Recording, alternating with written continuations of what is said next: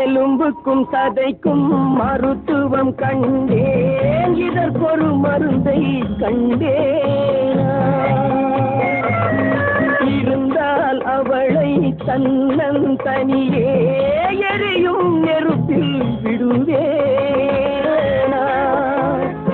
நமக்கும் மேலே ஒருவனடா, அவன் நானும் தெரிந்த தலைவனடா, தினம் நாடகம் ஆடும் கலைஞனடா.